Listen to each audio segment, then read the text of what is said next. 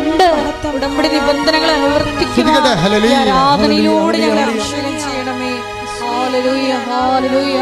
മഹത്വം, മഹത്വം. ആരാധന, ആരാധന. ഹല്ലേലൂയ. ഈ ഉടമ്പടിയിൽ വളരെ പുഷ്കലമായി നിൽക്കുന്നത് കണ്ടുകൊണ്ടാണ് ഇതുപോലെ ഉടമ്പടി ഒരു എല്ലാ സമയങ്ങളിലും സർവ്വസമയവും താൻ ഉടമ്പടിയിലാണ് എന്നുള്ളൊരു ബോധം നമുക്ക് ആദ്യം ഉണ്ടാകണം. തെരേസക്കുട്ടിയുടെ മകൻ ജർമ്മൻ എഴുതാൻ പോയി പരീക്ഷ എഴുതാൻ പോയപ്പോൾ അവന് പരീക്ഷ പൊട്ടിപ്പോയി. അവൻ എഴുതി വിട്ടപ്പോൾ അവന് മനസ്സിലായി ഇത് നടക്കത്തില്ല. അവൻ പഠിച്ചതൊന്നുമല്ല വരണത്, വന്നതെല്ലാം പഠിക്കാത്തതാണ്, എഴുതെല്ലാം തെറ്റാണ്. അപ്പോൾ അവൻ വിളിക്കും, എൻ്റെ പൊന്നമ്മ. അവൻ അവിടെ നിന്ന് കോയമ്പത്തൂരിൽ നിന്ന് ബാംഗ്ലൂരിൽ നിന്ന് വിളിക്കും, എൻ്റെ പൊന്നമ്മ തീർന്നു കേട്ടാ, എന്നെ കുറ്റം പറഞ്ഞൊരു കാര്യമൊന്നുമില്ല, എൻ്റെ കയ്യിൽ നിന്ന് വിട്ടുപോയി, ഞാൻ തോറ്റെന്ന് പറയും. ഉടനെ തെരേസക്കുട്ടി പറയും, നീ ഇങ്ങോട്ട് വാ, നമുക്ക് പ്രാർത്ഥിക്കാം, പ്രാർത്ഥിച്ച് ശരിയാക്കാം. എഴുതി വിട്ടുപോയ പരീക്ഷയാണ്. മകൻ ഇങ്ങനെ വിളിച്ച് പറയുമ്പോൾ പറയണം, നീ ഇങ്ങോട്ട് വാ, നമുക്ക് പ്രാർത്ഥിച്ച് ശരിയാക്കാം. എഴുതി വിട്ടുപോയ തോറ്റ പരീക്ഷ പ്രാർത്ഥിച്ച് ജയിപ്പിക്കാമെന്നാണ് ഇവർ പറയണത്. ഇത് കാര്യം അവിടെ കപ്പാസിറ്റി അതാണ്. അവർക്കറിയാം അവിടെ കൂടെ കർത്താവുണ്ടെന്ന്. മരിച്ചുയർത്തുന്നവനാണ് വിശ്വസിക്കുന്നത്. ഏത് മരണത്തിൽ നിന്ന് ജയിക്കുമെന്നറിയാം. അവർ പ്രാർത്ഥിച്ച ആ മകനെ ജയിപ്പിച്ച് 68% മാർക്ക് മേടിച്ച്. ശ്രുതികട ഹല്ലേലൂയ.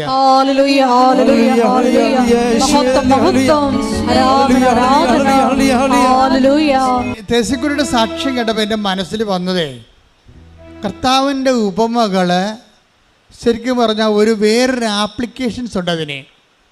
നമ്മളെപ്പോഴും വിചാരിക്കുന്നത് ഒരു വ്യക്തിക്ക് കൊടുത്ത കഴിവിനെക്കുറിച്ചാണ് പറയണത്, ഒരു വ്യക്തിക്ക് കൊടുത്ത കഴിവ്. അപ്പോൾ ആ ഉപമയുടെ പ്രശ്നം, അതിൻ്റെ ആപ്ലിക്കേഷൻ, ബൈബിൾ അതിനെ ആപ്ലിക്കേറ്റ് ചെയ്തിരിക്കുന്നത് പേഴ്സൺ ഓറിയൻറ്റഡ് ആണ്. അത് ഒരു സിംഗിൾ പേഴ്സൺ ഓറിയൻറ്റഡ് ആയിട്ടാണ് ആ ഉപമ ഈശോ പറഞ്ഞിരിക്കുന്നത്. പക്ഷേ പരിശുദ്ധാത്മാവ് ഇത് വായിക്കുമ്പോൾ, റീഡ് ചെയ്യുമ്പോൾ നമുക്ക് വേറെ ഒരു ഉൾക്കാഴ്ച കിട്ടുന്നത് എന്താണ്? ഒരു വ്യക്തിക്ക് തന്നെയാണ് ഈ 5 താലന്ത് കൊടുത്തിരിക്കുന്നതും, ഒരു വ്യക്തിക്ക് തന്നെയാണ് ദൈവം 2 താലന്ത് കൊടുത്തിരിക്കുന്നതും, ആ വ്യക്തിക്ക് തന്നെയാണ് ദൈവം 1 താലന്ത് കൊടുത്തിരിക്കുന്നതും, വേറെ വ്യക്തിക്കല്ല, ഒരു വ്യക്തിക്ക്. അപ്പോൾ ദൈവം ആരോടും, ദൈവത്തിൻ്റെ ഒരു പൊതു കൺസെപ്റ്റ് എന്ന് പറയണത്, ഞാൻ നിങ്ങളോട് ഒരു അനീതിയും ചെയ്തിട്ടില്ല. അതാണ് കർത്താവിൻ്റെ പൊതു ഒരു മാനസികാവസ്ഥ. അപ്പം നിങ്ങളോർക്കും 5 താലന്ത് കിട്ടിയ ശരിയല്ലേ നിങ്ങൾ പറയണത്? അപ്പോൾ അത് ശരിയാണല്ലേ? അയാളെ കുഴിച്ചിട്ടല്ല എന്താ തെറ്റിരിക്കണത്? അയാൾക്ക് 1 കൊടുത്തുള്ളൂ, അയാൾക്ക് ദൈവത്തിന് 5 കൊടുക്കാൻ പാടില്ല എന്ന് ചോദിക്കും. നിങ്ങൾക്ക് ആ ഉപമ കേൾക്കുമ്പോൾ എന്ത് തോന്നും? ദൈവം ആ മനുഷ്യൻ 1 താലന്ത് കിട്ടിയവൻ, അവൻ കുഴിച്ചിട്ട് അവന് 5 താലന്ത് കൊടുക്കാൻ പാടില്ല, ദൈവത്തിൻ്റെ കയ്യിൽ ഉണ്ടായിരുന്നില്ല. അവന് 5 മറ്റവന് 2, ഇവർ 1 കൊടുത്തതുകൊണ്ടല്ലേ അവൻ ഡിസ്കറേജ് ആയത് എന്ന് പറയാൻ നമുക്ക് പറ്റത്തില്ല. ആ ഉപമകളുടെ കിടപ്പ് വെച്ചാൽ അതിൻ്റെ കോമൺ പ്രിൻസിപ്പിളിൽ കിടക്കുന്നത് ദൈവം കൊടുത്തു എന്നുള്ളതാണ്. ദൈവം എല്ലാവർക്കും കൊടുത്തു, അവരെല്ലാവർക്കും കൊടുത്തു എന്നല്ലേ പറയണത്. എല്ലാവരും കൊടുക്കുമ്പോൾ ഉണ്ടാകുന്ന പ്രശ്നം, ഒരു വ്യക്തിക്ക് കിട്ടുമ്പോഴേ അത് വിഷയബന്ധിയായിട്ടാണ് നമ്മൾ അതിനെ സമീപിക്കണമെന്നുണ്ടെങ്കിൽ അതിൻ്റെ അന്തരാർത്ഥം മനസ്സിലാകും.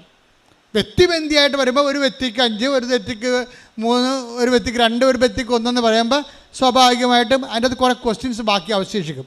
ഇതങ്ങനെയല്ല. ദൈവത്തിൻ്റെ പൊതു സ്വഭാവം, ഞാൻ നിന്നോടൊരു അനീതിയും ചെയ്തിട്ടില്ല, നീ എന്നോട് 1 ദനാർക്ക് സംഭവിച്ചതല്ലേ, വാങ്ങിക്കൊണ്ട് പോവുക എന്ന് പറയുമ്പോൾ ദൈവം 1 താലന്ത് കൊടുത്തത് ഒരു നീതിയായിട്ടാണ് അത് അവിടെ വരണത്. ഞാൻ പറഞ്ഞു വരുന്നതിൻ്റെ കാരണം തെരേസക്കുട്ടി ചേർത്തതെന്ന് എഴുതാം. തെരേസക്കുട്ടിക്ക് ചില കാര്യത്തിൽ 5 താലന്ത് കിട്ടിയിട്ടുണ്ട്, ചില കാര്യത്തിൽ തെരേസയ്ക്ക് 2 താലന്ത് കിട്ടിയിട്ടുള്ളൂ, ചില കാര്യത്തിന് തെരേസക്കുട്ടിക്ക് 1 താലന്ത് കിട്ടിയിട്ടുള്ളൂ. നമുക്കൊക്കെ ഇങ്ങനെ സംഭവിച്ചിരിക്കണേ. തെരേസക്കുട്ടിക്ക് 5 താലന്ത് കിട്ടിയത് എവിടെയാണ്? അവരൊരു സീനിയർ നേഴ്സാണ്, ആവശ്യത്തിന് ശമ്പളം കിട്ടും, അവർക്ക് ജോലിയുണ്ട്, അതിന് 5 താലന്താണ്. ആ മേഖല ഒക്കെ അല്ലേ? 5 താലന്തുണ്ട് അവിടെ. രണ്ടാമത്തെ മേഖല 2 താലന്തുണ്ട്, അവർക്ക് 2 ആമക്കളുണ്ട്. പെമ്മക്കളെ ഇനി കല്യാണം കഴിപ്പിച്ച് വിടാൻ വേണ്ടി മാത്രം അവർക്ക് പൈസ സമ്പാദിക്കേണ്ട കാര്യമില്ല, അത് പോസിറ്റീവാണ്, 2 താലന്താണ്. പക്ഷേ ഒരു കാര്യത്തിന് അവർക്ക് 1 താലന്തേ ഉള്ളൂ. എന്താ കാര്യം?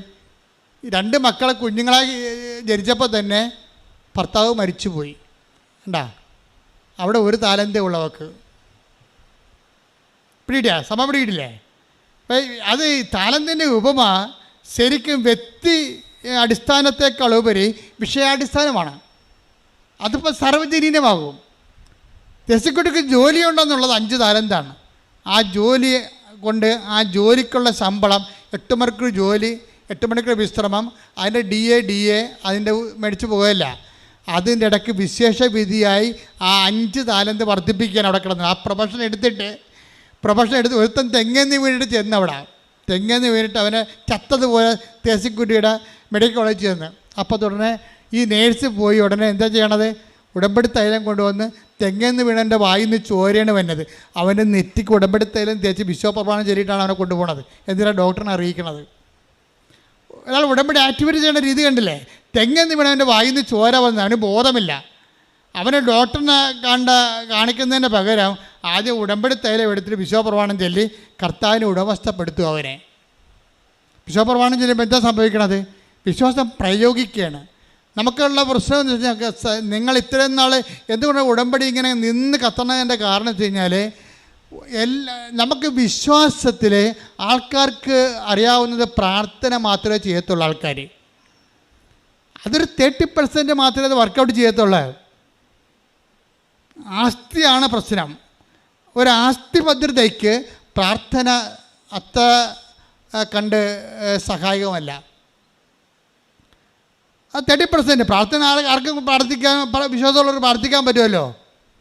പക്ഷെ പ്രാർത്ഥനയെ സാധൂകരിക്കണം, അത് പ്രവൃത്തിയാണ്. വിശ്വാസത്തെ സാധൂകരിക്കണതും നീതീകരിക്കണതും എന്താണ്? പ്രവൃത്തിയാണ്. പ്രവൃത്തിയെ സംബന്ധിച്ചിടത്തോളം വിശ്വാസം ആക്ടിവേറ്റ് ചെയ്യണത് പ്രാർത്ഥനയിലൂടെ ചെയ്യാം. പിന്നെ എന്താണ്? പ്രവൃത്തിയിലൂടെ ചെയ്യാം.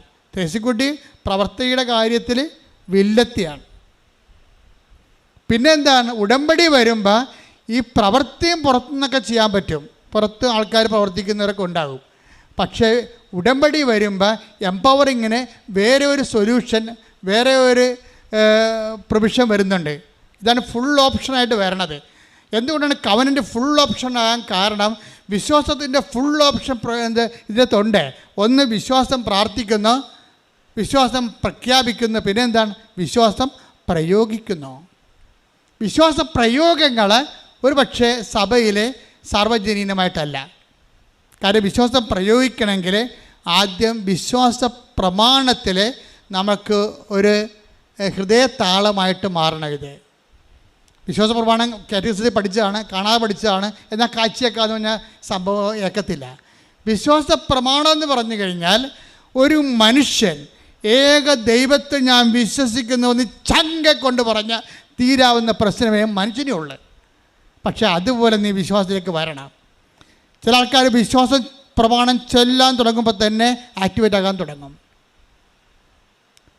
വട്ടം കണ്ട് ചൊടിഞ്ഞു പോയ കല്ലുപ്പറമ്പ് വള്ളത്തെ ഞാൻ വിശ്വാസ പ്രമാണം എൻ്റെ ഫിനിഷിംഗ് പോയിന്റ് നിന്നുകൊണ്ട് ഈ ലോകയെ വിട്ട് കൊന്തയും പിടിച്ച് ലക്ഷക്കണക്കിന് മനുഷ്യർ വിശ്വാസ പ്രമാണം ചൊല്ലിയിട്ട് ഞാൻ ചാടിച്ചെടുത്തിട്ട് 1ാം സ്ഥാനത്ത് വെച്ചിട്ടുണ്ട്. വിശ്വാസ പ്രമാണമാണ്. എനിക്കറിയാം വിശ്വാസ പ്രമാണം എന്താണെന്ന്.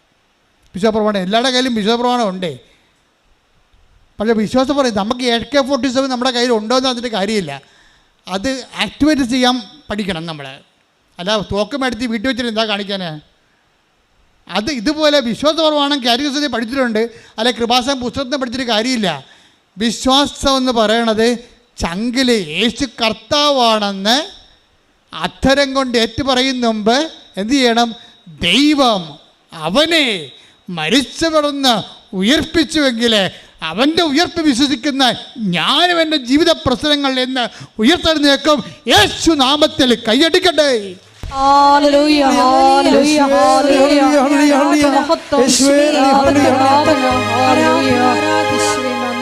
ഒരുമിച്ച് പാടാം. ശ്രദ്ധിക്കട്ടെ.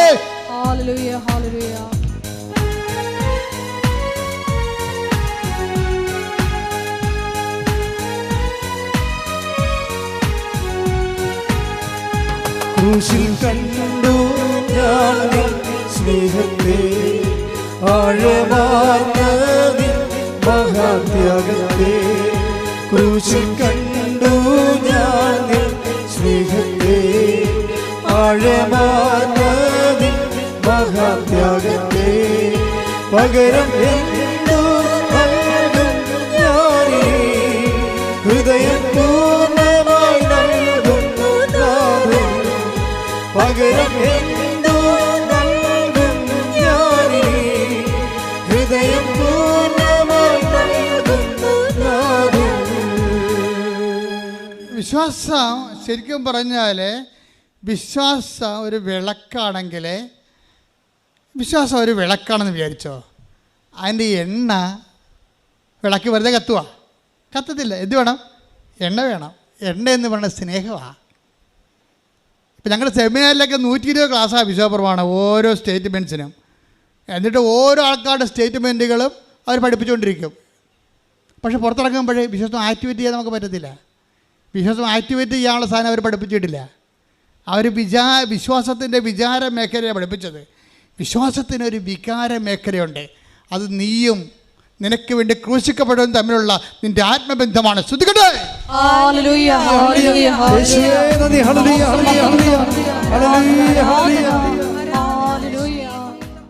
വിശ്വാസം എപ്പോഴും നമ്മൾ ശ്രദ്ധിക്കേണ്ടത്, വിശ്വാസം പ്രഖ്യാപിക്കുകയാണ് ചെയ്യണത്. ഈ പ്രാർത്ഥന നമ്മൾക്ക് മുറിയുടെ അകത്തേക്ക് ഇരുന്ന് പ്രാർത്ഥിക്കാൻ പറ്റും. വിശ്വാസം നമുക്ക് മുറിയുടെ അകത്തിരുന്ന് വിശ്വസിച്ചാൽ അത്ര കണ്ട് ഏക്കത്തില്ല. മനസ്സിലായി? വ്യത്യാസമുണ്ട്. വിശ്വാസം പ്രാർത്ഥന നമുക്ക് വേണമെങ്കിൽ മുറിയുടെ അകത്തിരുന്നും പ്രാർത്ഥിച്ചാൽ ദൈവം കേൾക്കും. പക്ഷേ വിശ്വാസം അങ്ങനെയല്ല. വിശ്വാസത്തിന് 10 മനുഷ്യരുടെ സാന്നിധ്യം ഉണ്ടാകണം. മനുഷ്യരുടെ മുമ്പിൽ എന്നെ ഏറ്റു പറയുന്നവനെ സ്വർഗസ്ഥനായ എൻ്റെ പിതാവിൻ്റെ മുമ്പിൽ ഞാനും ഏറ്റു പറയും. ശ്രദ്ധിക്കട്ടെ.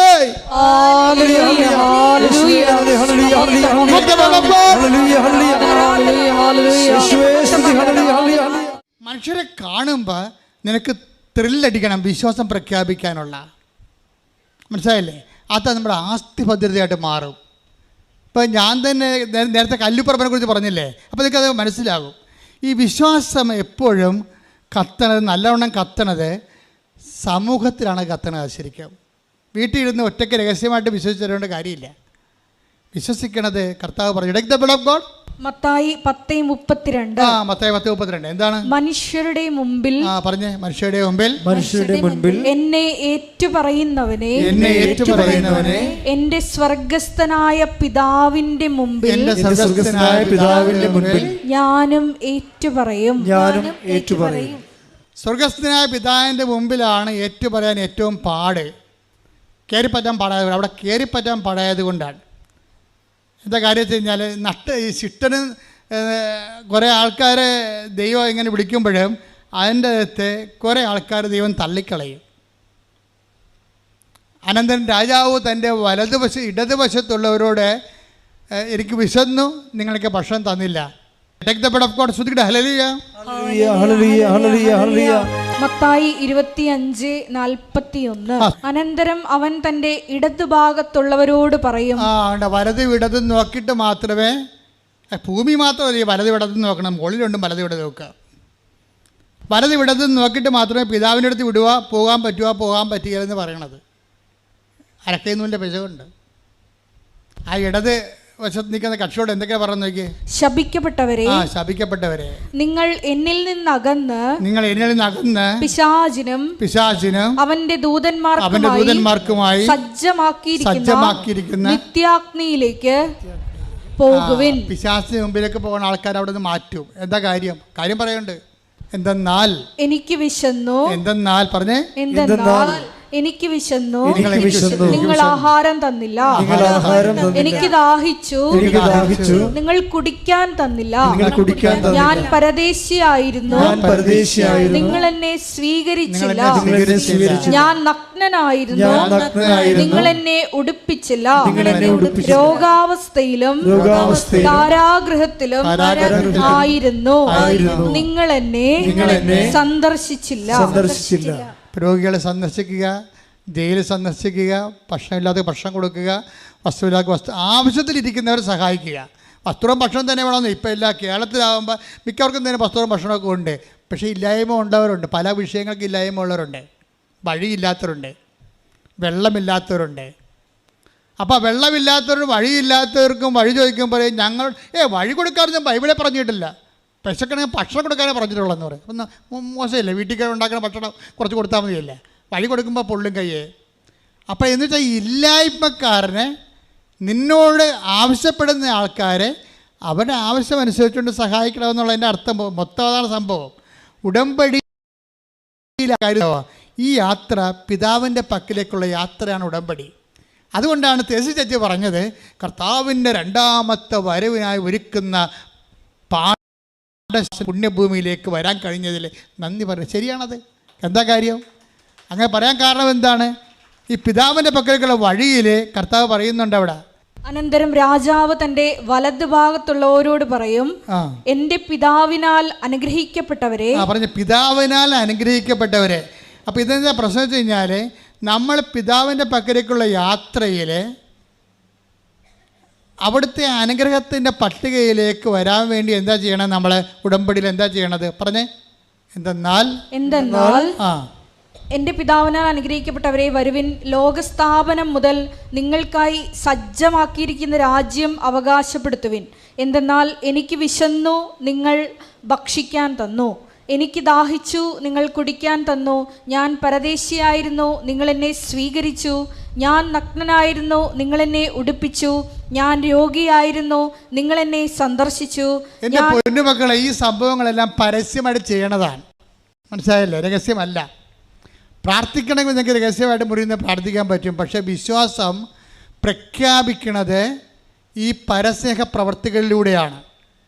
പരസ്നേഹ പ്രവർത്തികൾ ചെയ്യുമ്പോൾ നിങ്ങൾ ഓർക്കണം എന്താണെന്ന് വെച്ച് കഴിഞ്ഞാൽ, ഞങ്ങൾ പ്രഖ്യാപിക്കണം. ഒന്ന് ഏറ്റു പറഞ്ഞ്, എൻ്റെ പരസ്നേഹ പ്രവൃത്തികളിലൂടെ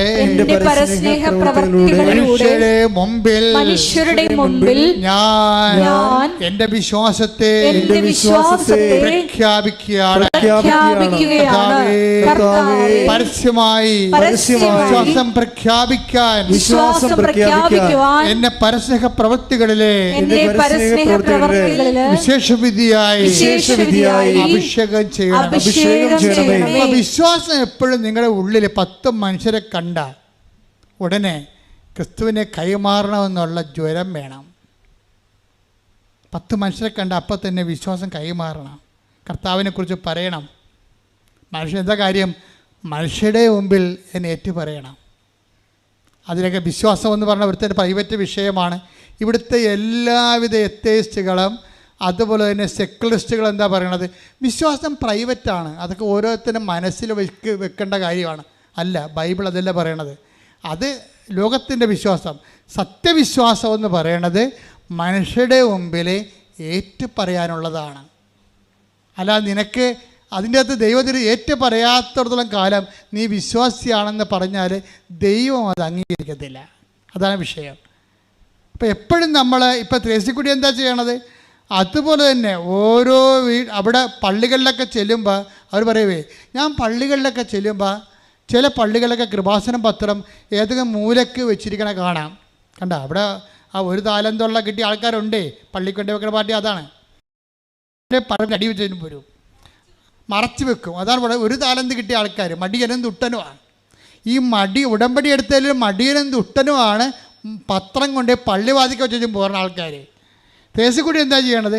അത്തരം പത്രങ്ങളെല്ലാം വീണ്ടും കളക്ട് ചെയ്തിട്ട് അവർ വീടാന്തോറും കൊണ്ടു നടന്ന് കൊടുക്കും. അതാണ് സുവിശേഷപരം. എന്താണ് അത്? മനുഷ്യരുടെ മുമ്പിൽ ഏറ്റു പറയിപ്പിക്കുകയാണ്. ഞാൻ വെഞ്ചരിച്ച വള്ളം ഒടിഞ്ഞുപോയി. നിങ്ങളൊന്ന് ചിന്തിച്ചേക്കുക. വള്ളം കല്ലുപറമ്പൻ ഈ UBC ബോട്ട് ക്ലബ്ബില്ലേ, ചമ്പക്കുളം, അവരെന്നെ വിളിച്ചുകൊണ്ട് പോയി അവിടെ വള്ളം വെഞ്ചരിക്കാൻ പറഞ്ഞു. ഞാൻ അവിടെ ഓടി വള്ളത്തിന് അവിടെ നാളെ ശനിയാഴ്ച കളിയെങ്കിൽ വെള്ളിയാഴ്ച പോയി വെള്ളം വെഞ്ചരിച്ച് 144 കാശ് രൂപ ഞാൻ എല്ലാവർക്കും തുഴക്കാർക്കും എല്ലാം കൊടുത്തു. മാതാവിൻ്റെ കാശ് രൂപ. രാത്രി അവരെന്നെ വിളിച്ചു, അച്ഛാ ചതിച്ചെന്ന് പറഞ്ഞു. എന്താ ചതിച്ചെന്ന് പറഞ്ഞു? വള്ളം ഒടിഞ്ഞു പോയെന്ന്. അപ്പം ഞാൻ അന്ന് കൊച്ചച്ഛനാണ്. എനിക്കാണെങ്കിൽ വല്ലാത്ത സങ്കടം. ഞാൻ പള്ളിത്തോട്ടി ഇരിക്കുകയാണ്. ഇവർ ഞാൻ ആലപ്പുഴ അവിടെ നിന്ന് ഇതെല്ലാം കഴിഞ്ഞ് വന്നതേ ഉള്ളൂ. രാത്രി ആയപ്പോൾ ഈ വള്ളം ഇങ്ങനെ കുത്തി, സ്നേക്ക് ബോട്ടല്ലേ, വെള്ളത്തിലോട്ട് 110 അൻപ് ഇങ്ങനെ കുത്തി കഴിഞ്ഞാൽ വെള്ളം ചാടും. വെള്ളം ചാടി വെള്ളം ചാടുമ്പോൾ പടയെന്ന് ഒടിഞ്ഞു ഒടിഞ്ഞപ്പോൾ എന്നെ വിളിച്ചു ചോദിച്ചാൽ ഇനി എന്ത് ചെയ്യും? അപ്പോൾ എനിക്കും സങ്കടമായി. എൻ്റെ പൗരോഹിത്യത്തിന് ഏറ്റ അടിയാണ്. കാര്യം വെച്ചാൽ എല്ലാ അക്രൈസ്തവരും എൻ്റെ അടുക്കുന്നത് ഇങ്ങനെയാണ് കാശുര്യം വാങ്ങിച്ചത്. ക്രൈസ്തവർ അതിനകത്ത് കുറച്ചേ ഉണ്ടായിരുന്നുള്ളൂ, അക്രൈസ്തവരായിരുന്നു കൂടുതൽ. അവരെല്ലാം ഇങ്ങനെ ആദരവോടെ മേടിച്ച്.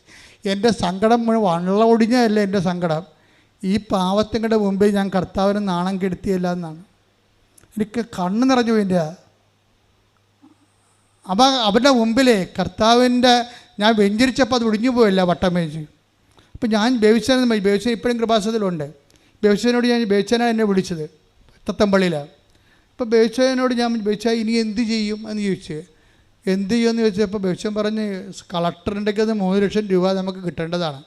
നമുക്ക് നാളെ കളിക്കാൻ വെള്ളം ഇല്ലയെന്നുണ്ടെങ്കിൽ അവർ പേര് വിളിക്കുമ്പോൾ അവിടെ ഇല്ലയെന്നുണ്ടെങ്കിൽ ആ കാശും പോകും.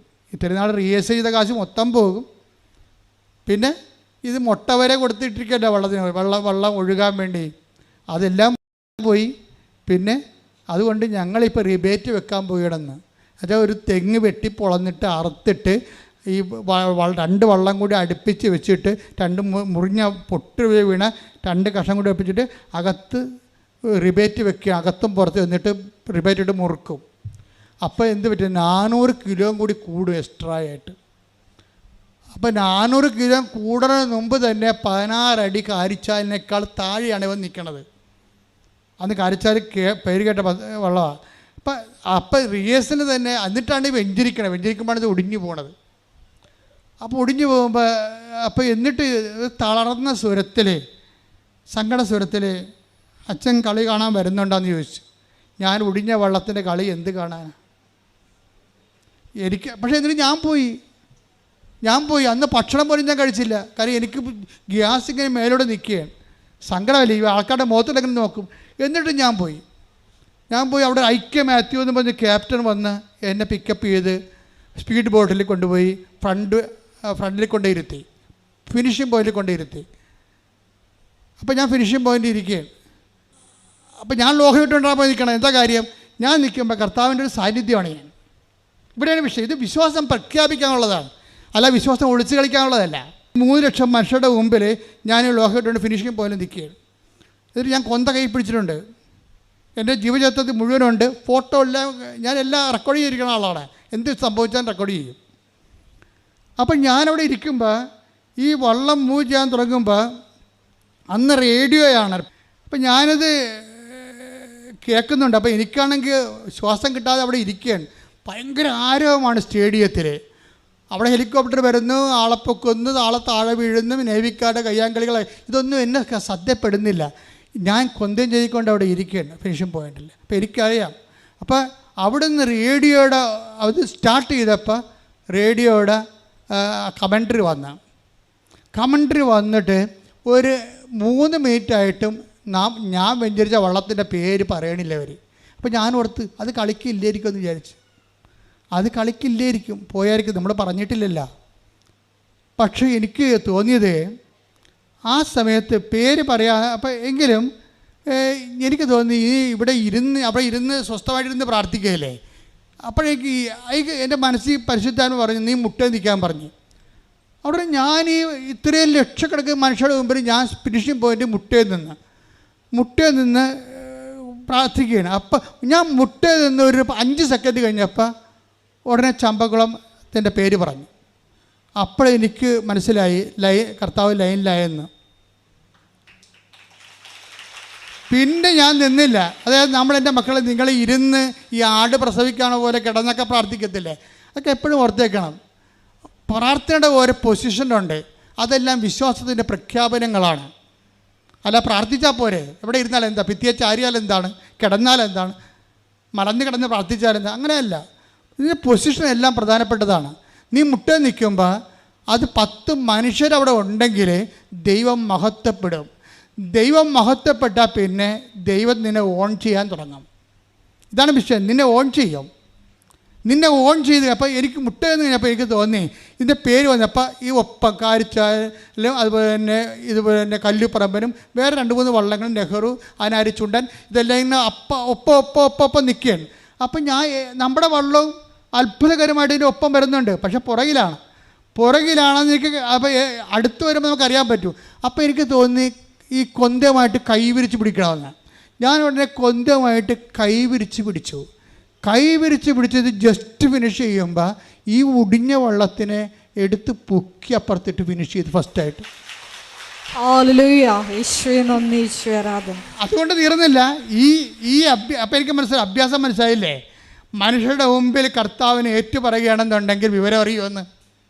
അത് പന്ത് കളിയാലും ശരി, പള്ളം കളിയാലും ശരി, എന്ത് കളിയാലും ശരി. അതായത് ദൈവത്തിൻ്റെ മുമ്പിൽ നമ്മുടെ പരീക്ഷയായാലും ശരി, പഠനമായാലും ശരി, നമ്മൾ സത്യസന്ധമാണെന്ന് നോക്കണം ആദ്യം. അല്ലാതെ ഒരു സ്ഥലത്ത് നിൽക്കുമ്പോൾ ഒരു വേഷം, പുറത്ത് വരുമ്പോൾ വേറെ ഒരു വേഷം എന്ന് പറയുമ്പോൾ നമ്മൾ ഫ്രോഡാണ് ശരിക്കും പറഞ്ഞാൽ. എന്താ പ്രശ്നം എന്ന് വെച്ച് കഴിഞ്ഞാൽ നമ്മൾ ഒരു വിശ്വാസം എന്ന് പറയണത് ഒരു പരസ്യമായ ഏറ്റുപറച്ചിലാണ്. അതിന് കുറച്ച് തുരിക്കട്ടിയും വേണ്ടി വരും. എന്താ പ്രശ്നം വെച്ച് കഴിഞ്ഞാൽ വിശ്വാസം ക്രിസ്തുവിനെ കൊടുക്കലും കൈമാറലാണ്. അല്ല മുറിയിരുന്നുകൊണ്ട് രഹസ്യമായിട്ട് ഏതെങ്കിലും പുസ്തകം നോക്കി വായിക്കുന്ന പരിപാടിയൊന്നുമല്ല അത്. അത് കർത്താവിനെ യേശു കർത്താവാണെന്ന് അക്ഷരം കൊണ്ട് ഏറ്റുപറയുന്ന മുമ്പ് നീ ഒരു കാര്യം ചെയ്യണം. എന്താണ്? ഹൃദയത്തിൽ വിശ്വസിക്കണം. എന്താണ്? എൻ്റെ കർത്താവ് മരിച്ചവനെന്ന് ഉയർത്തെഴുന്നേറ്റവനാണെന്ന്. അതിൻ്റെ ബാഹ്യമായ പ്രകടനമാണ് പ്രാർത്ഥന. അല്ലാത്ത പ്രാർത്ഥനയല്ല. ശ്രുതികടേ ഹല്ലേലൂയ, ഹല്ലേലൂയ, ഹല്ലേലൂയ. യേശുവേ നീ കർത്താവാണെന്ന് ഹൃദയത്തിൽ വിശ്വസിച്ചുകൊണ്ട് അധരത്തിൽ ഏറ്റുപറഞ്ഞുകൊണ്ട് വിശ്വാസം പ്രഖ്യാപിക്കുവാൻ അഭിഷേകം ചെയ്യണമേ. ഹല്ലേലൂയ. മരണത്തെ ജയിച്ചവനെ ഞങ്ങൾ ആരാധിക്കുന്നു. ഈ കഥ ഇവിടെ വെച്ച് തീരണില്ല. 2:30 മണിയായി 3:30 മണിയായപ്പോഴാണ് ഫസ്റ്റ്. ഇത് 16 വള്ളങ്ങളുണ്ട്. 4 വെച്ച് 4 ട്രാക്ക്. ഇത്രയും ട്രാക്കിൽ എത്ര ഹിറ്റ്സ് ഉണ്ട്? വൈകുന്നേരം 5:30 സംഭവം തീരണത്. അപ്പോഴും ഈ ഒന്നാമത് കിട്ടിയ 4 വള്ളങ്ങൾ അവസാനം ഒരുമിച്ച് മത്സരിക്കും. അപ്പോഴും ഞാൻ ഇതേ പരിപാടി തന്നെ ചെയ്തു. എന്നിട്ട് ആ ഒന്നാമത് മത്സരിച്ച് അതായത് ഒന്നാം സ്ഥാനത്ത് പോകുന്ന 4 വള്ളങ്ങളിൽ ഒന്നാം സ്ഥാനത്തായിട്ടാണ് അവസാനം കല്ലിപ്പറമ്പ് ഫിനിഷ് ചെയ്യണത്. അതെല്ലാം വിശ്വാസത്തിൻ്റെ എന്നൊക്കെ ഓർക്കണം. റിബേറ്റ് വെച്ച വള്ളമാണ്. റിബേറ്റ് വെക്കണ മുമ്പ് തന്നെ അത് ഒറ്റ വള്ളമാണ് ഈ സംഭവം. ഈ തോൽവി എന്ന് പറയുന്ന സംഭവം അതാണ് ഈ കത്തിരിക്കുട്ടി പറയുമ്പോൾ ഈ ത്രേസിക്കുട്ടി പറയുമ്പോൾ എനിക്ക് മനസ്സിലാകും. അമ്മ എൻ്റെ പൊന്നമ്മ തോറ്റമ്മ എന്ന് പറയും നീ വാ നിനക്ക് പ്രാർത്ഥന ചെയ്യിപ്പിക്കാമെന്ന് പറയും. എല്ലാ പിള്ളേരും വന്ന് ഇവിടെ പറയത്തില്ലേ അച്ഛാ 5 എഴുതി അച്ഛാ 10 എഴുതിയെന്ന് പറയും. സാറേ എഴുതി നമ്മൾ കള്ളോട്ട് അടിക്കും. എന്താ കാര്യം? ഇനി നിന്നെക്കൊണ്ട് പറ്റത്തില്ല. പറ്റിക്കണ ആൾ നിൻ്റെ കൂടെ വരുമെന്നതിൻ്റെ അർത്ഥം. ഇനി നീ എഴുതിയാൽ ശരിയാകത്തില്ല. നീ അതിനെ വിഷമിക്കണ്ട. ഇതൊക്കെ ശരിയാക്കേണ്ട ഒരാളുണ്ട്. അപ്പോൾ ത്രേസിക്കുട്ടിയുടെ മകൻ ജയിച്ച് കഴിഞ്ഞിട്ട് പിന്നെ അവന് കല്യാണപ്രായം കഴിഞ്ഞായിരുന്നു. 10-27 വയസ്സായി. അപ്പോൾ ത്രേസിക്കുട്ടി പറഞ്ഞ് അപ്പനാ മരിച്ച കുഞ്ഞുനാളിൽ ഇപ്പോൾ ഇവിടെ ഉത്തരവാദിത്തമാണ് മകനെ കല്യാണം കഴിപ്പിക്കുക. അപ്പോൾ ത്രേസിക്കുട്ടി കർത്താവിനോട് പറയും എൻ്റെ മകന് പെണ്ണ് വേണമല്ല. ഇതാണ് സംഭവം. ഇത് ബന്ധമാണ്. ഇതാണ് ബയോളജിക്കൽ റിലേഷൻ. എൻ്റെ മകന് പെണ്ണ് വേണമല്ല എന്ന് പറയും. അതാരോട് പറയാം? പറയേണ്ട പട്ടി പറയണം. ഈ മകനെ തന്നാളില്ലേ അവരോടല്ലേ ആദ്യം പറയേണ്ടത്, അല്ല നാട്ടുകാരോട് നടന്നാണ് പറയേണ്ടത്. എൻ്റെ മകന് പെണ്ണ് വേണമല്ല എന്ന് പറഞ്ഞാൽ ആരോടാ പറയേണ്ടത്? ആ മകനെ തന്നാളിൻ്റെ അടുത്ത് പറയണം. അപ്പോൾ അമ്മയും മകനും കൂടി ഒരു ബാംഗ്ലൂരിൽ ഒരു കാറ്ററിങ്ങിന് പോകും. കാറ്ററിങ്ങിന് പോകുന്ന സമയത്ത് അതൊരു ഈ പട്ടാളക്കാരുടെ പ്രോഗ്രാമാണ്. നാവികസേന, അതുപോലെ തന്നെ വേറെ ഈ കരസേന, പിന്നെ എയർഫോഴ്സ് എല്ലാവരും കൂടി ഒരു സമ്മേളനമാണ്. അപ്പോൾ അവിടെ കാറ്ററിങ് കൊടുക്കുന്നതിൻ്റെ HR ഉണ്ട്. HR ഭക്ഷണങ്ങളെല്ലാം ആൾക്കാർ വിളമ്പിക്കഴിഞ്ഞപ്പോൾ HR വന്നിട്ട് സ്റ്റേജിൽ വെച്ചും പറയും. അവർ ലേഡിയാണ് അവർ പറയും ഈ ഭക്ഷണത്തെക്കുറിച്ചുള്ള നിങ്ങളുടെ അഭിപ്രായങ്ങൾ അറിയിക്കണമെന്ന് പറയും. ഈ ഭക്ഷണത്തെക്കുറിച്ചുള്ള നിങ്ങളുടെ അഭിപ്രായങ്ങൾ അറിയിക്കണമെന്ന് പറഞ്ഞിട്ട് അവിടെ പേരും ഫോൺ നമ്പറും എഴുതിയിടും. ഉടനെ അവളുടെ പേരും ഫോൺ നമ്പറും കുറിച്ചിട്ട് വീട്ടിൽ വന്ന് വെച്ചും വിളിക്കും. എന്നെ കല്യാണം കഴിക്കാൻ തയ്യാറാണെന്ന് ചോദിക്കും.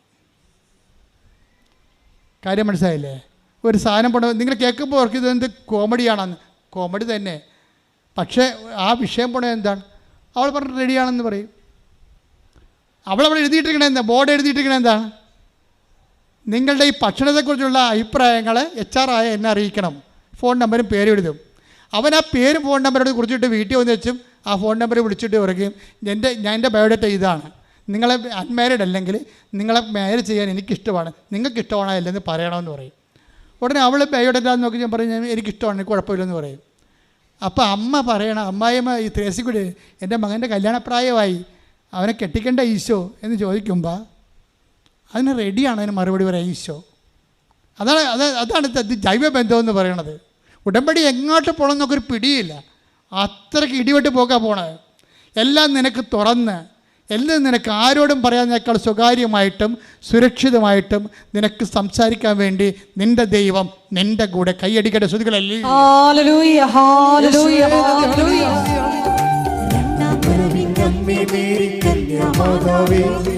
കർത്താവിൻ വരവിന് വേണ്ടി ലോകമൊരുക്കണമേ, സുവിശേഷം തീ പോലെങ്ങും കത്തിപ്പടരട്ടെ. കർത്താവിനെ ഇനി എല്ലാവരും രക്ഷകനും നാഥനുമായി ഘോഷിക്കട്ടെ. കർത്താവിനെ ഇനി എല്ലാവരും രക്ഷകനും നാഥനുമായി ഘോഷിക്കട്ടെ. രണ്ടാം വരവിൻ അമ്മേ മേരി കന്യാമാതാവേ, കർത്താവിൻ വരവിന് വേണ്ടി ലോകമൊരുക്കണമേ, സുവിശേഷം തീ പോലെങ്ങും കത്തിപ്പടരട്ടെ. പരിശുദ്ധ പരമ ദിവ്യകാരുണ്യത്തിന് ആരാധനയും സ്തുതിയും പുകഴ്ചയും പരിശുദ്ധ പരമ ദിവ്യകാരുണ്യത്തിന് ആരാധനയും സ്തുതിയും പുകഴ്ചയും പരിശുദ്ധ പരമ ദിവ്യകാരുണ്യത്തിന് ആരാധനയും സ്തുതിയും പുകഴ്ചയും ഉണ്ടായിരിക്കട്ടെ. ഈ കല്യാണത്തെക്കുറിച്ച് ത്രേസ്യക്കുട്ടി എന്താ പറഞ്ഞെന്നറിയാവോ? എനിക്ക് കിട്ടിയ മരുമകളില്ലേ, മാതാവിൻ്റെ സ്വന്തം ആളാണെന്ന്. മാതാവിനോടുള്ള ആഴമായ വിശ്വാസത്തിലുള്ള സ്ത്രീയെ തന്നെയാണ് ഈ ഒരു പ്രത്യേക വെച്ചാൽ എൻ്റെ ദൈവം ഈ സാക്ഷ്യങ്ങളൊക്കെ നിങ്ങൾക്ക് എന്ത് തോന്നണമെന്ന് നോക്കിയേ. നിങ്ങളുടെ എല്ലാ വിഷയത്തിനും ദൈവത്തിൻ്റെ മുമ്പിൽ മറുപടിയുണ്ട്. എന്ത് ചോദിച്ചാലും അതിൻ്റെ തക്ക സ്യൂട്ടബിളായിട്ടുള്ള പേഴ്സൺ, സ്യൂട്ടബിളായിട്ടുള്ള ഉത്തരം ദൈവത്തിൻ്റെ കയ്യിലുണ്ട്. നിങ്ങൾക്ക് എന്താ കുഴപ്പം? നിങ്ങൾക്ക് ഒക്കട്ടെ എന്നുള്ള രീതിയിൽ ഉടമ്പടി ഉഴപ്പണ കൊണ്ടാണ് സംഭവിക്കണത്. ഉടമ്പടി എന്ന് പറയണത് വേണേൽ മറച്ചു വെക്കാം, വേണേൽ നമുക്ക് കൽപ്പിക്കപ്പെടുകയൊക്കെ ചെയ്യാം. പക്ഷേ ഉടമ്പടി ക്രാക്ക് ചെയ്യണത് വിശേഷവിദ്യയായി ചെയ്യുമ്പോഴാണ്. വിശേഷവിദ്യയായി ചെയ്യുമ്പോഴാണ് ഈ കോൾ ടു ഇൻറ്റിമസി വരണത്. ദൈവത്തിൻ്റെ ഇൻറ്റിമസിയിലേക്കാണ് നമ്മൾ വിളിക്കപ്പെട്ടിരിക്കണമെന്നൊക്കെ ഞങ്ങൾ പണ്ട് പഠിച്ചിട്ടുണ്ട്. ചുമ്മാ പുസ്തകത്തിൽ എഴുതുന്ന പുസ്തകം എഴുത്ത് തൊഴിലാളികൾ, ഞാനും പുസ്തകം എഴുതുന്ന ആളാണ്. എഴുതുന്ന അത് വേറെ ഒരു ലോകമാണത്. എഴുതുന്ന അല്ല പ്രശ്നം, ജീവിക്കുന്ന വേറെ വിഷയമാണത്. നിങ്ങൾ എന്ത് വിഷയം എന്ന് വെച്ച് കഴിഞ്ഞാൽ ഈ ഇൻറ്റിമസി എന്ന് പറയുന്ന സംഭവം, അതായത് ആത്മബന്ധം എന്ന് പറയണത്, ആ ബന്ധം നമ്മൾ പറഞ്ഞ ആത്മബന്ധം ഉണ്ടാക്കാൻ പറ്റത്തില്ല. യേശു കർത്താവാണെന്ന് പറയണത് മുമ്പ് ദൈവം അവനെ മരിച്ചതെന്ന് ഉയർപ്പിച്ചെന്ന് ഹൃദയത്തിൽ വിശ്വസിക്കണം. തെസിക്കുട്ടി വേറെ ഒരു പരിപാടി ചെയ്യും. തെസിക്കുട്ടി കർത്താവിനെ പറയും, മകൻ്റെ കല്യാണമൊക്കെ വന്നിട്ടുണ്ട്, വീടൊക്കെ കുളമായി കിടക്കണമെന്ന് പറയും. മകൻ്റെ കല്യാണം സെറ്റായി, പക്ഷേ വീട് പോക്കാണ്, പഴയ വീടാണ്, മതിലും കെട്ടിയിട്ടില്ല. അപ്പോൾ മതിൽ കെട്ടാൻ വേണ്ടി ലോൺ അനുവദിച്ച് കിട്ടും. ലോൺ അനുവദിച്ച് കെട്ടി മോളി വരും, ഫ്രണ്ടിൽ വരുമ്പോഴുണ്ട് നാട്ടുകാരെല്ലാം കൂടി തെസിക്കുട്ടി വടിവാളൊക്കെയായിട്ട് വരും. എന്താണ്? അതിർത്തി തർക്കമാണ്. ഫ്രണ്ടിൽ കെട്ടിക്കത്തില്ല. ഫ്രണ്ടിൽ കെട്ടിക്കാത്ത പുള്ളിക്കാരത്തി കുലുങ്ങിയില്ല. ആൾക്കാരെല്ലാം കൂടി 21 പേർ കൂടി ചെയ്ത് മാസ് പെറ്റീഷൻ എഴുതിക്കൊണ്ട് പഞ്ചായത്തിലും മുനിസിപ്പാലിറ്റിയിലും കൊടുത്ത് തെസിക്കുട്ടി ആ പെറ്റീഷൻ കൊണ്ട് ആൾക്കാർ പോയി. അവരെന്താ ചെയ്ത്? ഇവർ ഉടമ്പടി ഉപ്പ് കൊണ്ടുപോയി അവിടെ മുഴുവനും വിശ്വാസപ്രമാണം ചെല്ലി തളിച്ച് അതിർത്തെ. ഇവിടെ ഉപ്പ് തളിച്ചുള്ള ഗുണം എന്താ? ഇനി എനിക്ക് ഭർത്താവ് മരിച്ച ആളാണ്, എൻ്റെ ഒരു ആമകനാണ് ഉള്ളത്, അവനെ കൊണ്ട് കൊല കൊടുക്കാൻ എനിക്ക് കഴിയില്ല. നമുക്ക് ഉടമ്പടി കാശ്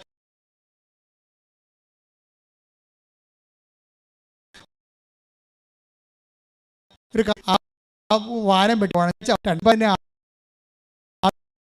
ആളൊന്ന് അളന്നു കൊടുത്തിട്ട് ഇഞ്ചെന്ന് പറയണത് ഉടമ്പടിയിൽ ഒന്ന്. അതായത് നിങ്ങൾക്ക് ഉടമ്പടി ഏതെങ്കിലും വിധത്തിൽ ക്രാക്കാകുന്നില്ലെങ്കിൽ അത് എക്സിക്യൂഷൻ്റെ പ്രശ്നമാണ്.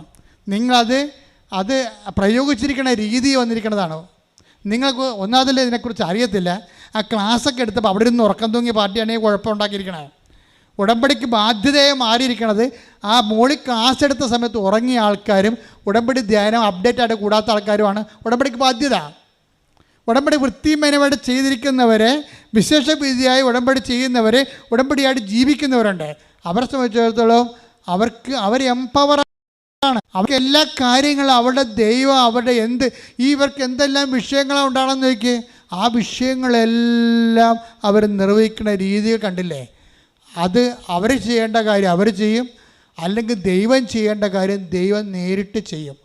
ഉപ്പൊക്കെ നമുക്ക് എല്ലാവരും കൊണ്ട് ഉപ്പൊക്കെ ഇടുന്നുണ്ട്, അത് കഥയൊന്നുമില്ല. നിങ്ങൾക്ക് ബന്ധമില്ലാത്തവന് ഉപ്പിടാനൊന്നും പോകരുത്. ബന്ധമാണ് ഇതിലൊക്കെ എല്ലാം പ്രശ്നം. ദൈവമായിട്ട് വിശ്വാസം നമുക്ക് പ്രാർത്ഥിക്കാം, വിശ്വാസം പ്രഖ്യാപിക്കാം, വിശ്വാസം പ്രയോഗിക്കാം. ആ വിശ്വാസം പ്രയോഗിക്കുന്നതിന് മുമ്പ് തന്നെ നിങ്ങൾ ഉടമ്പടിയിലെ ദൈവത്തെ സ്നേഹിച്ച്, ദൈവത്തിന് വേണ്ടി ജീവിച്ച്, ദൈവത്തിൻ്റെ വചനങ്ങൾ പ്രഖ്യാപിച്ച്, ദൈവത്തിൻ്റെ വചനങ്ങൾ ആൾക്കാർ പങ്കിട്ട് കൊടുത്ത് ആൾക്കാർക്ക് പ്രചരിപ്പിച്ചുകൊണ്ട് ദൈവത്തിൻ്റെ ഗ്രീൻ ചാനലിലേക്ക് വരണം. എന്നാൽ പിന്നെ എല്ലാം വർക്കൗട്ട് ചെയ്യും. ഞാൻ ഉടമ്പടി പുതുക്കണമെന്ന് നിങ്ങളോട് പറയുമ്പോഴേ, ഉടമ്പടിയുടെ പ്രാരംഭകാലത്ത് എവിടെയെങ്കിലും ഒരു അറിവില്ലായ്മ സംഭവിച്ചിട്ടുണ്ടെങ്കിൽ അത് പുതുക്കാൻ വേണ്ടിയാണ് പറയണത്.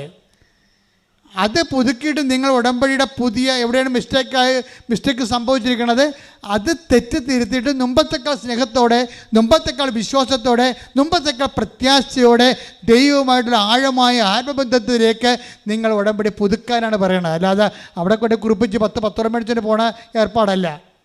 സാക്ഷ്യം പറയാൻ പോലും നിൽക്കണില്ലല്ലോ ആൾക്കാർ. സാക്ഷ്യമുണ്ട്.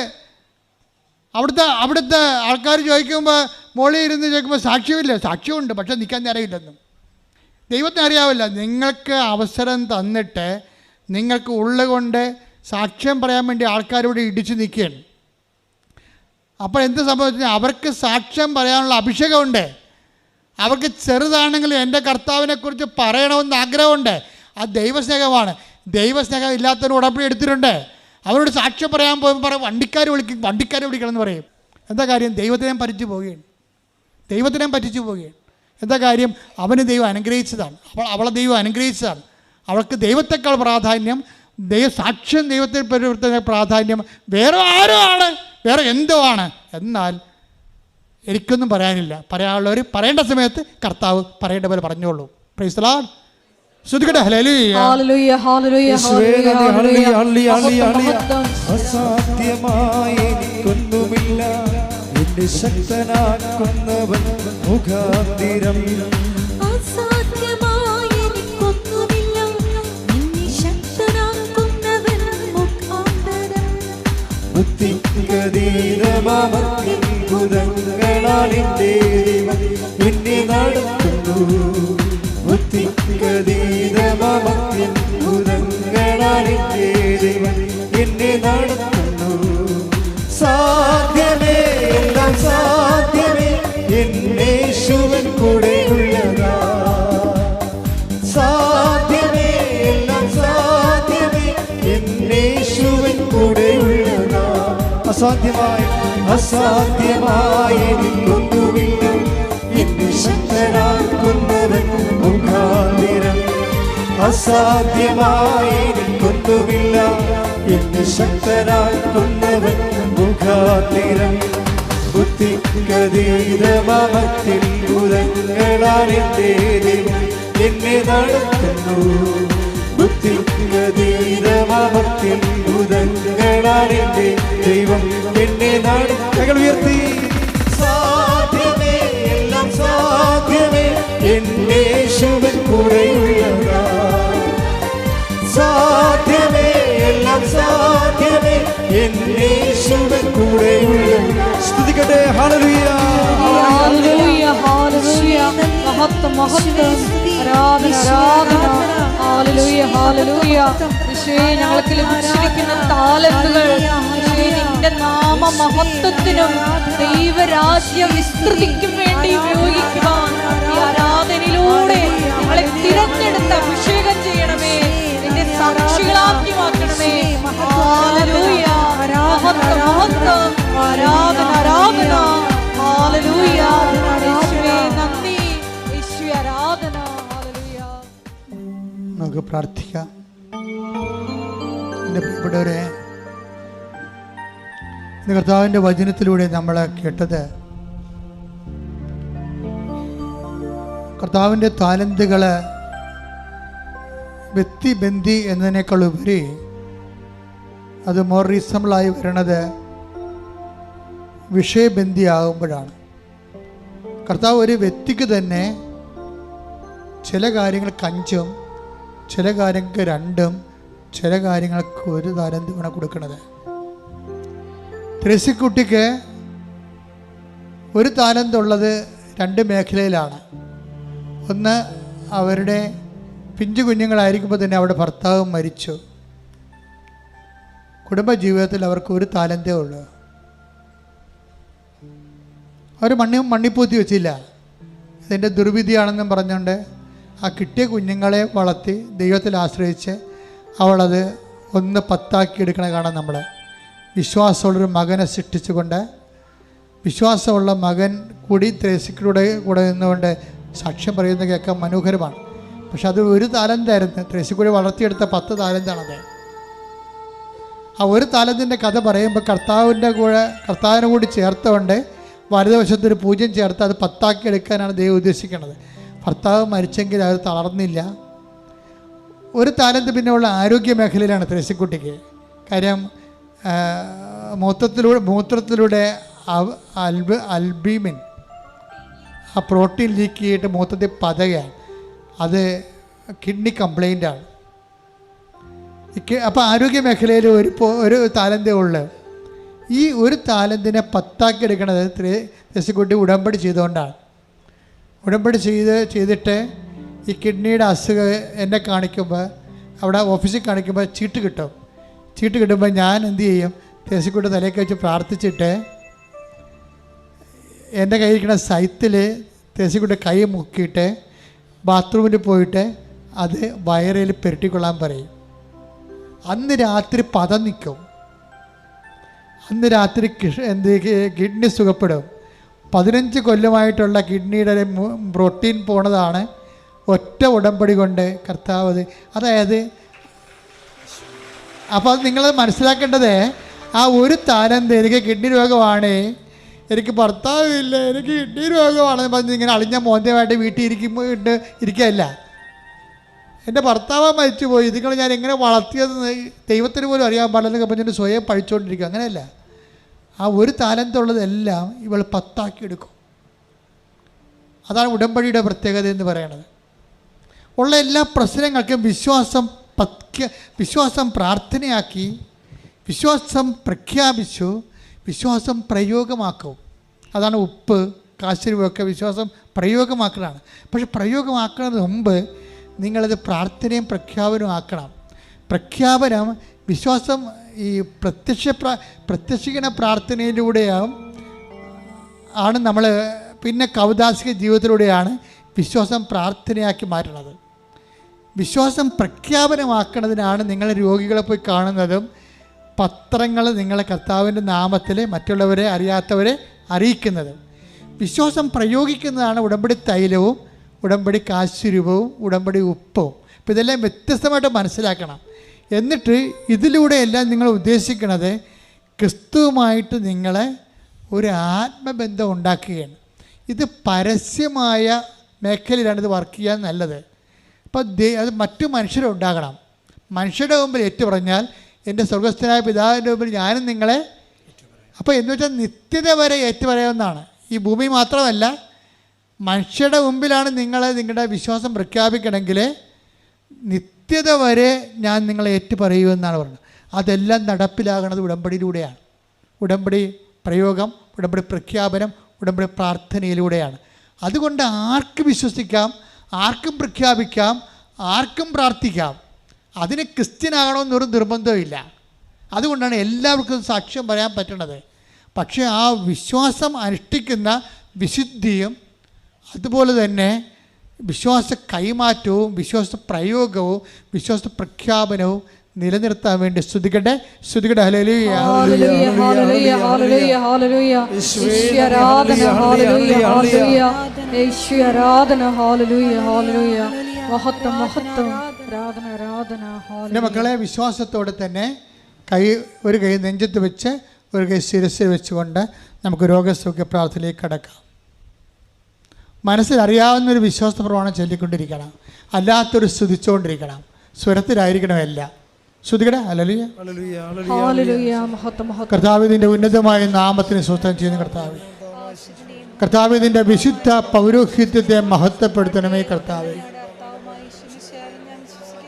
കർത്താവ് സഭയിലുള്ള സാന്നിധ്യം പ്രകടമാക്കണമേ കർത്താവ്. കർത്താവ് നിന്റെ തിരുമുറുമാറുന്ന വലത് കരം, കർത്താവ് ആണിപ്പെടുതാറുന്ന അത്ഭുത കരം അങ്ങയുടെ ശിരസ്, അങ്ങയുടെ മക്കളുടെ ശിരസിൽ വെക്കണം പ്രാർത്ഥിക്കുന്നു. സന്ധിബന്ധങ്ങളിലെ കർത്താവിൻ്റെ രക്തം നിറയട്ടെ, മാംസപേശികളിലെ കർത്താവിൻ്റെ രക്തം നിറയട്ടെ, രക്തഞരമ്പുകളിലെ കർത്താവിൻ്റെ രക്തം നിറയട്ടെ, എല്ലാ കൊശങ്ങളിലും പേശികളിലും ത്വക്കുകളിലും കർത്താവിൻ്റെ രക്തം നിറയട്ടെ. മാരക രോഗങ്ങൾ, ആന്തരിക അവയവങ്ങളുടെ രോഗങ്ങൾ, മാരക രോഗങ്ങൾ, തീരവേദികൾ, കോശങ്ങളിലുള്ള രോഗങ്ങൾ, പേശികളുടെ രോഗങ്ങൾ, അസ്ഥികളുള്ള രോഗങ്ങൾ, അസ്ഥിസന്ധികളുള്ള രോഗങ്ങൾ, വാദ്യരോഗങ്ങൾ, ഹൃദയരോഗങ്ങൾ, എല്ലാ രോഗങ്ങളും യേശു ക്രിസ്തുവിൻ്റെ നാമത്തിൽ മാറിപ്പോകട്ടെ. ശ്രുതികട്ടെ. ഹല്ലേലൂയ. ഹല്ലേലൂയ. ഹല്ലേലൂയ. ഹല്ലേലൂയ. എല്ലാ രോഗങ്ങളും വിട്ടുകൊണ്ട് ഈ ആരാധനയിലൂടെ ദൈവത്തിന്റെ നാമം വീണ്ടും വീണ്ടും മഹത്വപ്പെടുവാൻ കരുണയാകണമേ എന്ന് പ്രാർത്ഥിക്കുന്നു. സദയം തുടരേ സുഖമായി എൻ്റെ ഉള്ളം അരികിൽ വരേണേ, സദയം തുടരേ സുഖമായി എൻ്റെ ഉള്ളം. കൈയെടുക്കുക, കൈ നെഞ്ചത്ത് സ്വസ്തിക പോലെ ചേർത്ത് നമുക്ക് ഹോൾ ബോഡി, പുതിയ എല്ലാ ജീവിതവും കർത്താൻ സമർപ്പിക്കാം. നമ്മളിപ്പോൾ പ്രാർത്ഥിക്കാൻ പോകുന്നത് വ്യത്യസ്തങ്ങളായ ഡേറ്റുകൾ. മനുഷ്യൻ്റെ ജീവിതം തന്നെ സമയഘടികാരം നെഞ്ചിൽ ചാർത്തിക്കൊണ്ടല്ലേ അമ്മ പ്രത്യക്ഷപ്പെട്ടത്. അപ്പോൾ സമയത്തിന് നമ്മുടെ ജീവിതത്തിൽ വലിയ സ്ഥാനമാണ്. ചില ഡേറ്റുകൾക്ക് ഒരു പ്രാധാന്യമുണ്ട്. ഇപ്പോൾ ചില ഡേറ്റുകൾക്കുള്ളിൽ വിസ വരണം, അല്ലെങ്കിൽ പരീക്ഷ എഴുതാനോ പഠിക്കാനോ പറ്റത്തില്ല. ചില ഡേറ്റുകൾക്കുള്ളിൽ നമ്മുടെ ചിട്ടി വീഴണം, അല്ലെങ്കിൽ നമ്മുടെ പറമ്പ് കൊണ്ട് കണ്ടുപോകാൻ പോകും, ജപ്തിയായി പോകും. എല്ലാം ഡേറ്റിലാണ് നിൽക്കുന്ന ജീവിതം. അതുകൊണ്ട് തന്നെയാണ് നിങ്ങളെ സമയത്തിൻ്റെ മാതാവ്, സഞ്ചാരി മാതാവ് എന്ന അമ്മയെ വിളിക്കുന്ന കാര്യം അതാണ്. പ്രാർത്ഥിക്കുക. അമ്മേ, പരിശുദ്ധ അമ്മേ, അമ്മേ പരിശുദ്ധ അമ്മേ, സമയത്തിന്റെ മാതാവേ, സമയത്തിന്റെ മാതാവേ, സഞ്ചാരി മാതാവേ, സഞ്ചാരി മാതാവേ, ഞങ്ങളുടെ ജീവിതത്തിലെ ഞങ്ങൾ അഭിമുഖീകരിക്കുന്ന പ്രത്യേക തീയതികള്, ആ തീയതികളിലെ നടക്കേണ്ട കാര്യങ്ങള് പരിശുദ്ധ അമ്മയുടെ മാധ്യസ്ഥത്തിലെ കർത്താവിനെ സമർപ്പിക്കുന്ന ഞങ്ങളുടെ യാത്രകള്, ഞങ്ങളുടെ പഠനങ്ങള്, ഞങ്ങളുടെ ജോലികള്, ഇന്റർവ്യൂകള്, ടെസ്റ്റുകള്, പരീക്ഷാ ഫലങ്ങള്, സ്ഥലവിൽപ്പനകള്, വിവാഹം, ഗർഭധാരണം, പ്രസവം, കൈമാറ്റങ്ങള്, സ്ഥലം മാറ്റങ്ങള്, അങ്ങനെ ജീവിതത്തോട് ബന്ധപ്പെട്ട സാമ്പത്തിക മേഖലകള്, സർക്കാരിന്റെ മേഖലകള്, യാത്രാ മേഖലകള്, എല്ലാ മേഖലകളും യേശു ക്രിസ്തുവിന്റെ നാമത്തിൽ ഇപ്പോഴേ എല്ലാ തടസ്സങ്ങള് യേശുവിന്റെ നാമത്തിൽ മാറിപ്പോകട്ടെ.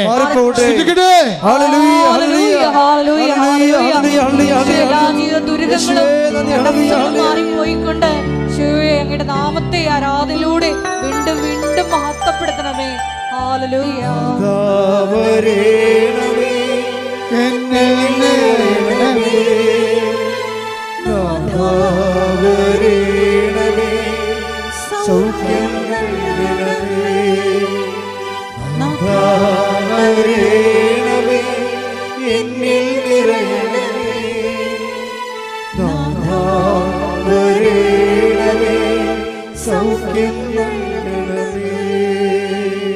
മക്കളൊന്ന് കൈകൾ കൂപ്പി മുട്ടേ നിന്ന്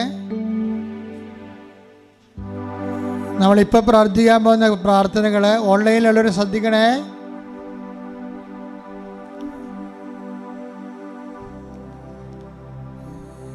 കുഞ്ഞുങ്ങളുടെ രോഗങ്ങൾ, ഗർഭിണികളുടെ രോഗങ്ങൾ, കൂടെ കൂടെ അബോർഷൻ സംഭവിക്കുന്ന അവസ്ഥകൾ,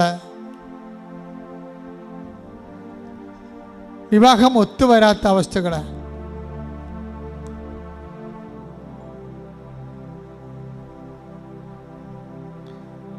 കോടതികളിൽ കേസായിരിക്കുന്ന വിവാഹങ്ങൾ,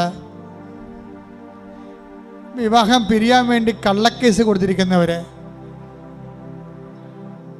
അന്യൻ്റെ ജീവിത പങ്കാളിയുമായിട്ട് രഹസ്യമായിട്ട് ജീവിക്കുന്നവർ, സ്വന്തം ജീവിത പങ്കാളിയോടും കുടുംബത്തോടും കുഞ്ഞുങ്ങളോടും വിശ്വസ്ത പുലർത്താത്ത സാഹചര്യങ്ങൾ, തിന്മയുടെ ദുശ്ശീലങ്ങളുള്ളവർ, അവരെല്ലാം സമർപ്പിച്ച് പ്രാർത്ഥിക്കേണ്ട, കണ്ണീരോടെ പ്രാർത്ഥിക്കേണ്ട സമയമാണ്. ജപ്തി നേരിടുന്ന പറമ്പുകൾ, വിൽക്കാനുള്ള പറമ്പുകൾ, വീട് സ്ഥലം പോലും ഇല്ലാത്തവർ, വീട് സ്ഥലവും ഇല്ലാത്തവർ, കേസിൽ അകപ്പെട്ടിരിക്കുന്നവർ,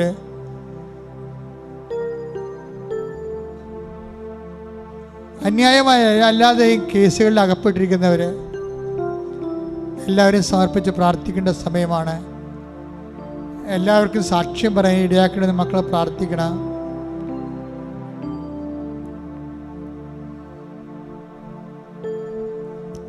അച്ഛൻ പ്രാർത്ഥിക്കുമ്പോൾ സ്തുതിക്കട്ടെ, സ്തുതിക്കട്ടെ. ഹല്ലേലൂയ.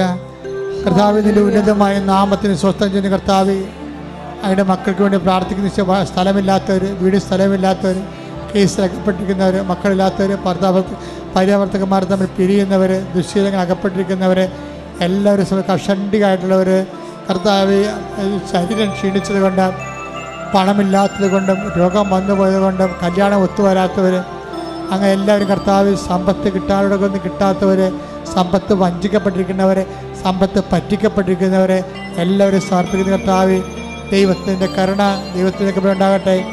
വീട് സ്ഥലവും നിർമ്മിതിയിലിരിക്കുന്നവർ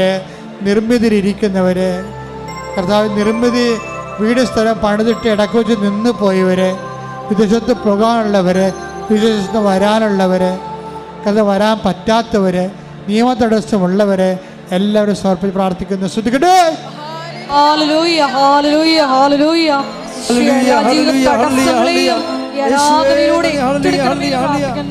എല്ലാവരെയും സാക്ഷികളാക്കി ഉയർത്തണമേ എന്ന് പ്രാർത്ഥിക്കുന്നു. ഹല്ലേലൂയ. മഹത്വം, മഹത്വം, ആരാധന, ആരാധന. ഹല്ലേലൂയ. ഇവിടെ വരെ നിങ്ങൾ ഈ ധ്യാനം കൂടുമ്പോൾ തന്നെ ധ്യാനം ഷെയർ ചെയ്യണം. എപ്പോൾ ധ്യാനം കൂടിയാലും, എപ്പോൾ സാക്ഷ്യം കേട്ടാലും നിങ്ങൾ അപ്പം തന്നെ പ്രേക്ഷിത വേല പരസ്യമായിട്ട് വിശ്വാസം പ്രഖ്യാപിച്ചുകൊണ്ട് നിങ്ങൾ ഇപ്പോൾ വാട്സപ്പിലാണെങ്കിലും ഇത് ഷെയർ ചെയ്യണം. വാട്സപ്പ് ഗ്രൂപ്പുകൾക്ക് ഷെയർ ചെയ്ത് കൊടുക്കണം. കർത്താവിന് അറിയാത്തത് അറിയട്ടെ. നിങ്ങൾ വാട്സപ്പ് സ്റ്റാറ്റസ് ഇടുന്ന ഒത്തിരി പേരുണ്ട്. വലിയ ദൈവാനുഗ്രഹമാണത്. അതുപോലെ തന്നെ പുതിയ പുതിയ കണ്ടൻറ്റുകളെ ക്രിയേറ്റ് ചെയ്തിട്ട് അപ്പ് ചെയ്യുന്ന റീൽസ് ഇടുന്നവരുണ്ട്. അവർക്കെല്ലാം വേണ്ടി ഈ സമയത്ത് പ്രാർത്ഥിക്കുകയാണ്. സ്തുതിക്കട്ടെ. ഹല്ലേലൂയ. കർത്താവ് റീൽസ് ഇടുന്നവർ, വാട്സപ്പ് സ്റ്റാറ്റസ് ഇടുന്നവർ, വാട്സപ്പിലൂടെ കൃപാസനം പ്രചരിപ്പിക്കുന്നവർ, ധ്യാനത്തേക്ക് ആൾക്കാർക്ക് മറ്റുള്ളവർക്ക് കൈമാറി കൊടുക്കുന്നവർ, എല്ലാവരെയും അവരുടെ കുടുംബങ്ങളെ, അവരുടെ ക്യാമറയെ, അവരുടെ സന്മനസ്സിനെ, അവരുടെ സമർപ്പണത്തെ കർത്താവിൻ്റെ കൃപയാൽ അഭിഷേകം ചെയ്യാൻ പ്രാർത്ഥിക്കുന്നു. സ്തുതിക്കട്ടെ. ഹല്ലേലൂയ, ഹല്ലേലൂയ, ഹല്ലേലൂയ. മനുഷ്യരുടെ മുമ്പിൽ ഏറ്റുപറഞ്ഞുകൊണ്ട് നിന്നെ പ്രചരിപ്പിക്കുവാൻ ഞങ്ങളെ അഭിഷേകം ചെയ്യണമേ. ഹല്ലേലൂയ, ഹല്ലേലൂയ. ഇപ്പോൾ സമാപന ആശീർവാദം. കൈകൾ കൂപ്പി ശിരസ് നമിച്ച് ആശീർവാദം സ്വീകരിക്കുക. ഒരിക്കൽ കൂടി മരിയൻ ഉടമ്പടിയിൽ സമർപ്പിച്ചിരിക്കുന്ന എല്ലാ വിഷയങ്ങളും, നമ്മുടെ ജീവിതത്തിൽ ഇപ്പോൾ നൊമ്പരപ്പെടുത്തുന്ന വിഷയങ്ങളും ദൈവമാതാവിൻ്റെ മധ്യസ്ഥയിൽ ദിവ്യകാരുണ്യ സന്നിധിയിൽ സമർപ്പിച്ച് നമുക്ക് ഒരു നിമിഷം മൗനമായിട്ട് പ്രാർത്ഥിക്കാം.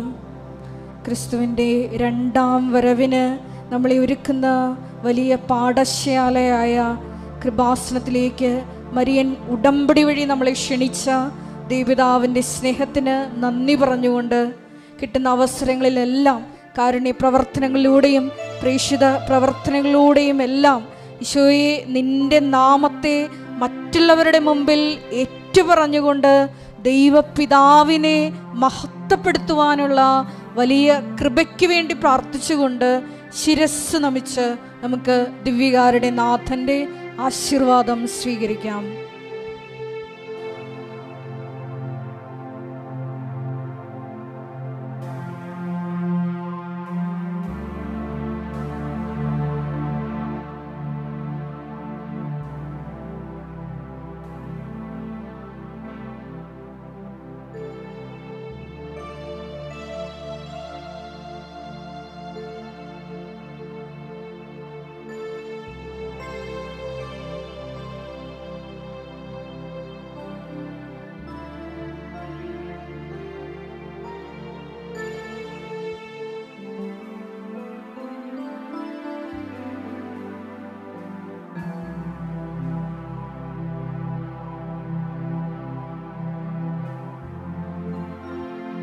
പരിശുദ്ധ പരമമാ ദിവ്യകാരുണ്യമേ, ഇന്നും എന്നും അങ്ങേയ്ക്കാരാധന. പരിശുദ്ധ പരമമാ ദിവ്യകാരുണ്യമേ,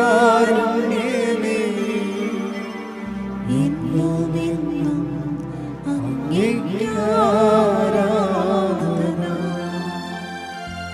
പരിശുദ്ധ പരമമാ ദിവ്യ